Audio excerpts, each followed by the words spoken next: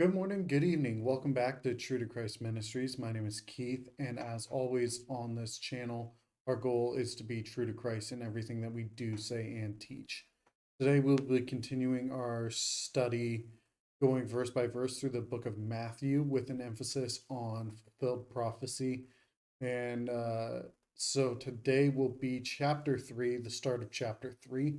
It is part 8, and um, we will be reading verse 1 through verse 6, and there's a couple of supporting passages as well as a apologetics point, actually two apologetics points. And so with that being said, let's get into the passage. Again, that's Matthew chapter 3, verse 1 through 6. And it says, in those days, John the Baptist came preaching in the wilderness of Judea, repent, for the kingdom of heaven is at hand. He, for this is he who was spoken of by the prophet Isaiah, who said, the voice of one crying in the wilderness, prepare ye the way of the Lord, make his path straight. Now John wore a garment of camel's hair and a leather belt around his waist, and his food was locusts and wild honey. Then Jerusalem, all Judea, and all the regions about the Jordan were going out to him, and they were baptized by him in the river Jordan, confessing their sins. So when we read that, it is the introduction of John the Baptist, the forerunner of Christ. And so let's see. So when he quotes Isaiah 40, verse 3, and then says that it's to quote that specifically, that's the purpose of writing this. And then it states what John was wearing, meaning the camel hair tunic or coat or whatever, as well as a leather belt on his waist, which draws from a passage in Second Kings verse 1 or chapter 1 verse 8. They answered him saying, he wore a garment of hair and a belt of leather. He said, it's Elijah the Tishbite. And so it's directly drawing on that passage describing Elijah as he comes, and then ultimately he gets into this scuffle with the kings and their armies. They keep sending armies of 50, and he keeps calling fire down from heaven, and they don't keep learning their lesson. But that's not necessarily applicable. But the thing that's drawn on here is what he was wearing.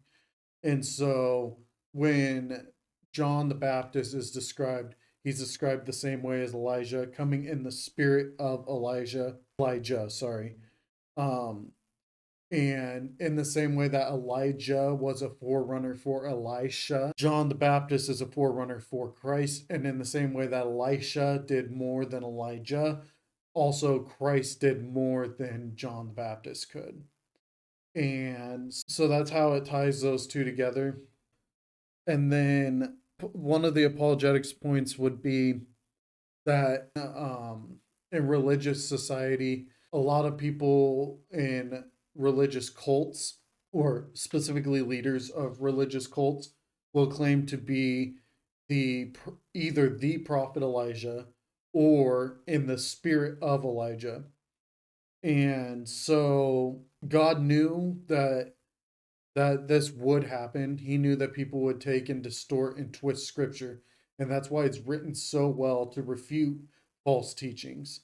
The Bible is really, really good at making sure that people don't believe falsely. How does it do this?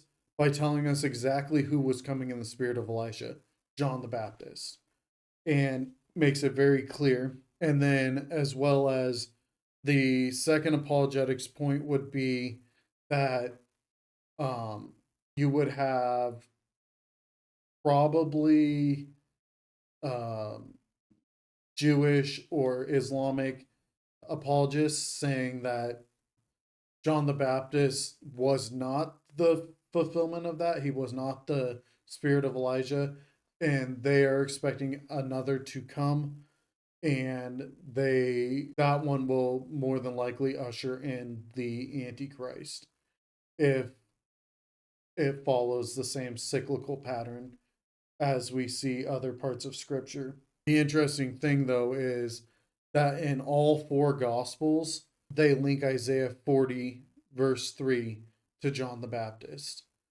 And so all four gospels written by Jews of the first century who were eyewitnesses to the accounts taking place in Jerusalem and Judea at the time attribute Isaiah 40 verse 3 to John the Baptist.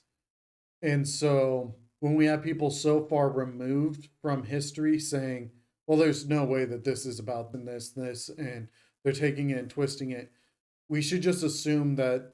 I know Mike Winger says this a lot, and I think it's very true. When reading any literature, you should just assume that the author's not dumb.